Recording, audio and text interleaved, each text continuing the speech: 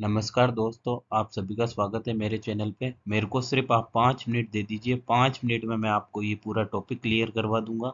और ये आज आपने पढ़ लिया तो आप किसी भी एग्जाम में सारे क्वेश्चन को इजीली टिक कर पाओगे, उसकी गारंटी मैं लेता हूँ।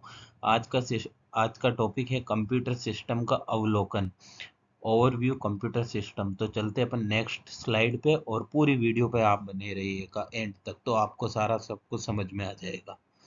कंप्यूटर सिस्टम का अवलोकन, overview of computer system. Computer एक इलेक्ट्रॉनिक मशीन है जो इंसान द्वारा दिए गए डेटा को प्रोसेस करके उसका रिजल्ट यानी जानकारी देता है। कंप्यूटर मतलब समझेंगे, कंप्यूटर एक इलेक्ट्रॉनिक मशीन है जो कोई भी इंसान है ना, डेटा देगा और डेटा को प्रोसेस करके जो रिजल्ट देगा वो है कंप्यूटर। ठीक है, ये तीन काम करेगा। सबसे पहले इनपुट देगा, सबसे पहले अपन इनपुट देंगे, फिर वो उसको प्रोसेस करेगा कंप्यूटर और अपन को फिर आउटपुट देगा। तो ये कंप्यूटर के तीन काम होते हैं। ठीक है, चलते हैं नेक्स्ट स्लाइड पे। इनपुट इनपुट किससे देंगे? जैसे कीबोर्ड, माउस हो गया। अपन कीबोर्ड से कुछ भी लिखेंगे। ठीक है, जैसे कुछ भी लिखा, कमांड दी अपन ने ए के या ABCD, तो तो सीधा जाएगा, इनपुट जाएगा प्रोसेस में। ठीक है, फिर वो प्रोसेस होगा, CPU उसको प्रोसेस करेगा। फिर आउटपुट अपन को कहाँ शो करेगा? मॉनिटर प्रिंटर पे।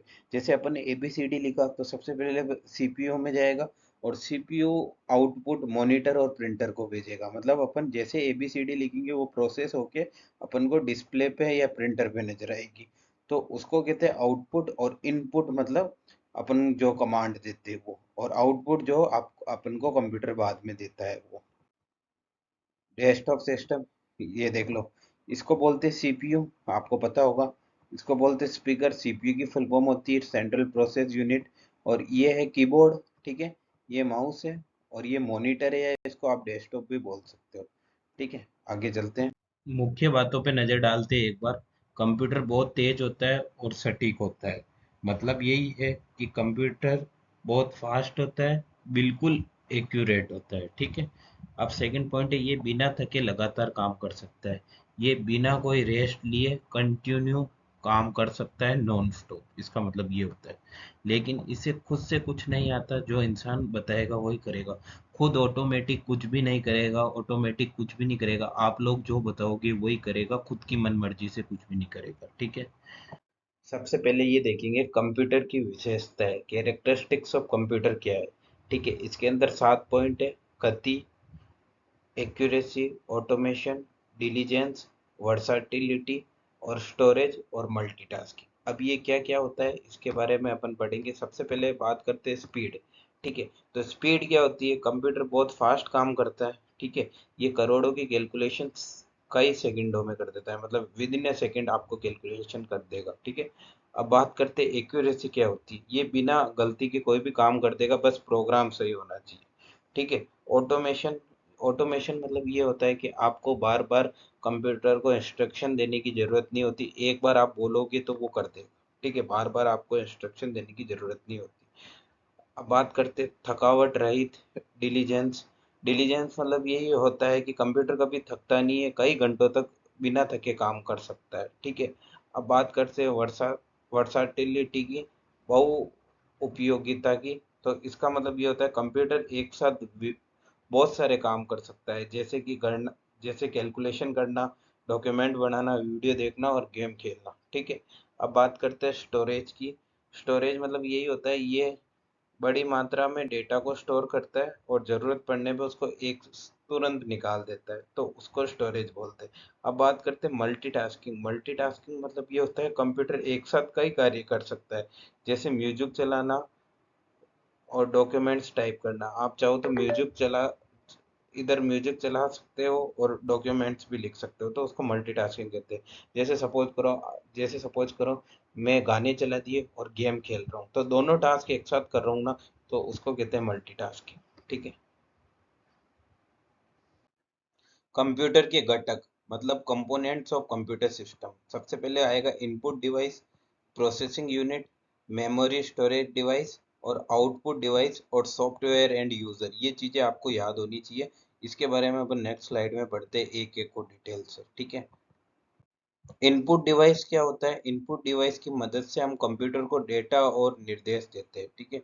इनपुट डिवाइस वही होता है, सबसे पहले क्या करते हैं, मैंने शुरू की स्लाइड में बताया, अपन अपन सबसे पहले क्या करेंगे, कंप्यूटर को इंस्ट्रक्शन देंगे, ठीक है।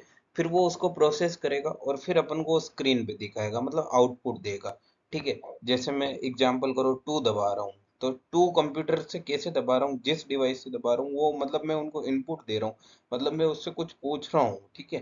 तो अपन जैसे कीबोर्ड में दबाएंगे तो भी वो इनपुट देना ही होगा, माउस से कुछ भी क्लिक करेंगे तो भी इनपुट दे रहे, स्कैनर से अपन स्कैन करेंगे, मतलब जैसे फोटो, कोई भी अपन ने फोटो या कोई भी पेज स्कैन किया तो वो भी स्कैन करके कंप्यूटर में जा रहा है ना, मतलब इनपुट दे रहे हैं अपन, है ना। माइक्रोफोन हो गया, जैसे मैं माइक में कुछ बोल रहा हूँ तो सबसे पहले कहाँ जाएगा, वो कंप्यूटर के पास जाएगा, ठीक है। तो ये सारे इनपुट डिवाइस हो गए कि कीबोर्ड, माउस, स्कैनर और माइक्रोफोन, ठीक है। अब बात करेंगे प्रोसेसिंग यूनिट क्या होता है, ठीक है। ये कंप्यूटर का ब्रेन होता है, जिसे सीपीयू, मतलब सीपीयू की फुल फॉर्म होती है सेंट्रल प्रोसेसिंग यूनिट कहते हैं, ठीक है। ये कंप्यूटर का ब्रेन होता है। आपसे एमसीक्यू पेपर में ये पूछा जा सकता है कि कंप्यूटर का ब्रेन किसे कहते हैं, तो कंप्यूटर का ब्रेन सीपीयू को कहते हैं, ठीक है। सीपीयू को अपन तीन पार्ट में बांटा हुआ है, ठीक है। एरिथमेटिक यूनिट, ठीक है, एरिथमेटिक लॉजिकल यूनिट एएलयू, और कंट्रोल यूनिट और मेमोरी यूनिट, ठीक है। अब इन तीनों के बारे में अपन नेक्स्ट स्लाइड में पढ़ते हैं। एरिथमेटिकल लॉजिकल यूनिट क्या होता है, ये गणित, मतलब मैथ्स के जो भी टास्क होते हैं वो ये करता है, ठीक है। ये भी एक सीपीयू का हिस्सा होता है, जैसे जोड़ करना, घटाव करना और लॉजिक्स को सोल्व करना, ठीक है। जैसे एंड और नॉट ऑपरेशन करता है, ठीक है। जैसे अपन ये करेंगे, 5+3 कितना होता है, तो ये सारा सोल्व एरिथमेटिक लॉजिकल यूनिट करता है, ठीक है। जो भी गणित का काम होगा या कोई भी टास्क होगा वो एरिथमेटिक लॉजिकल यूनिट करेगा, ठीक है। कंट्रोल यूनिट क्या होता है? कंट्रोल यूनिट भी एक सीपीयू का ही हिस्सा है, ठीक है। कंप्यूटर के सभी को निर्देश देता है कब क्या करना है, मतलब कंप्यूटर को इंस्ट्रक्शन देगा कि कब क्या करना है, कब क्या नहीं करना है, ठीक है। एएलयू और मेमोरी और इनपुट आउटपुट को कंट्रोल करता है, मतलब मेमोरीज को भी कंट्रोल करेगा ये, जो भी कंप्यूटर में जो स्टोरेज है उसको भी ये कंट्रोल करेगा। एएलयू जो मैंने बताया आपको, उसको भी यही करेगा, और इनपुट आउटपुट को भी यही कंट्रोल करता है, मतलब ये एक कंट्रोलिंग यूनिट है। खुद कोई भी प्रोसेस नहीं करता, सिर्फ डायरेक्शन देता है, मतलब खुद कुछ भी प्रोसेस नहीं करेगा, सिर्फ डायरेक्शन देगा, ठीक है। मेमोरी यूनिट, ठीक है। स्टोरेज क्या होता है? सीपीयू के बाहर होती है, जैसे रैम हो गई, हार्ड डिस्क हो गई या मेमोरी हो गई, ठीक है। डेटा और निर्देशों को स्टोरेज करता है, मतलब डेटा और इंस्ट्रक्शनों को स्टोरेज करेगा, ठीक है। टेम्परेरी मेमोरी इसमें होती है रैम, रैम की फुल फॉर्म होती है रैंडम एक्सेस मेमोरी, जो सीपीयू को जल्दी से एक्सेस करता है, ठीक है। और परमानेंट मेमोरी कौन कौन सी होती है? हार्ड डिस्क और एसएसडी, जो जो फाइलों को सेव करती है, ठीक है। इसके बारे में मैं आपको कल पूरा सही से बताऊंगा, ठीक है, इन दोनों के बारे में। आज के लिए बस इतना सही, मिलते हैं नेक्स्ट वीडियो में, ठीक है। ये देखो, सीपीयू में तीन चीज हो गई, एएलयू, ठीक है, सी कंट्रोल यूनिट और मेमोरी यूनिट, ठीक है। Thanks for watching this video, please like and subscribe. कल अपन पूरा सही से विस्तार में पढ़ेंगे कि रैम क्या होती है, रोम क्या होती है। मिलते हैं नेक्स्ट वीडियो पे। चैनल को सब्सक्राइब कर लीजिए और लाइक कर दीजिए और कमेंट कर दीजिए।